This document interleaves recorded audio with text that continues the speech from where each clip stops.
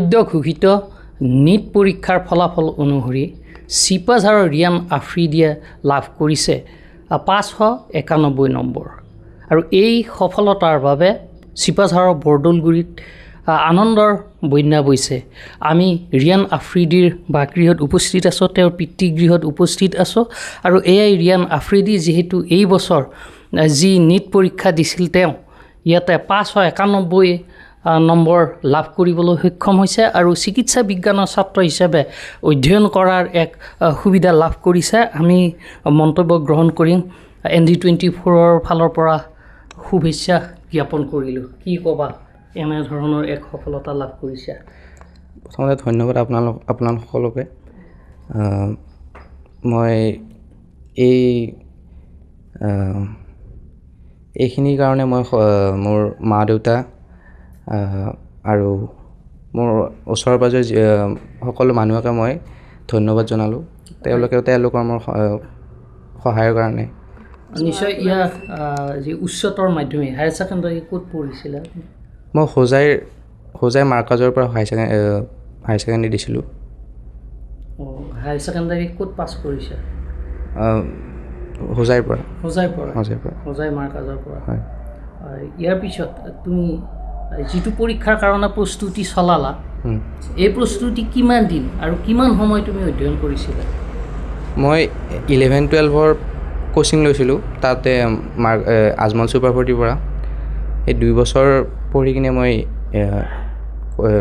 নিজৰ প্ৰিপেৰেশ্যন আৰম্ভ কৰিছিলোঁ। এগৰাকী ভাল চিকিৎসক হোৱাৰ নিশ্চয় আশা আছে? হয়, নিশ্চয় আশা আছে।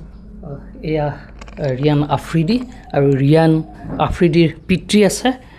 অলপ আগবাঢ়ি আহিব।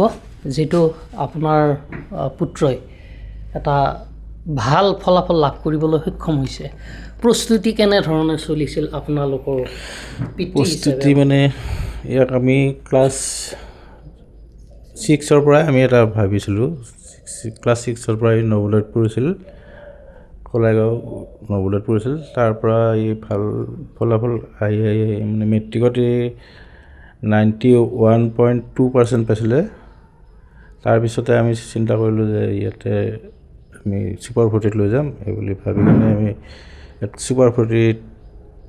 হোজাই চুপাৰফৰ্টিত ইয়াক এডমিশ্যন দি দিলোঁ, আজমল চুপাৰফৰ্টিত। তাতে হায়াৰ ছেকেণ্ডেৰীত ইয়াৰ মাৰ্ক আহিলে 91.4। তাৰপিছত নীটৰ যিটো 3 তাৰিখে আছিল, 3 মে'ৰ নীটত ইয়াৰ 625 আহিছিলে মাৰ্ক। তাৰপিছত নীটত এইবাৰ এইটো আহিল আৰু 591। যথেষ্ট মানে ভাল লাগিছে আৰু আনন্দ লাগিছে। উল্লেখযোগ্য যে ইয়াৰ আগৰবাৰো ৰিয়ান আফ্ৰিদিয়ে নীট পৰীক্ষাত বহিছিল আৰু সেইবাৰ কিমান নম্বৰ পাইছিলে? যিহেতু প্ৰথম পৰীক্ষাটো বাতিল হ'ল, কিমান নম্বৰ লাভ কৰিছিলে? সেইবাৰ মই 625 নম্বৰ লাভ কৰিছিলোঁ। যথেষ্ট নম্বৰ পাইছিল। সেইবাৰতকৈ এইবাৰ নম্বৰ কমিল। বাৰু জান হওক, যিহেতু পৰীক্ষাৰ কাৰণে প্ৰস্তুতি চলাইছিল, দৈনিক কিমান সময় অধ্যয়ন কৰিছিলে? মই 14 পৰা 15 ঘণ্টা সদায় ৰুটিন হিচাপে, মানে 14-15 ঘণ্টা ৰুটিন থাকে, তাৰ মতে মই ফ'ল' কৰি গৈছিলোঁ। সেইখিনিতে হৈছে।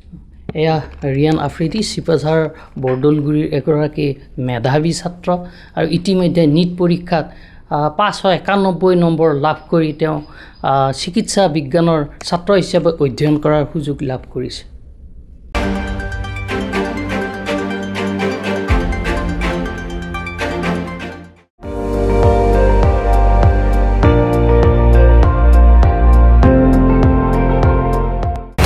আপুনি চাই আছে ND24, সৰ্বশ্ৰেষ্ঠ নহয় সৰ্বোত্তমৰ দৌৰত।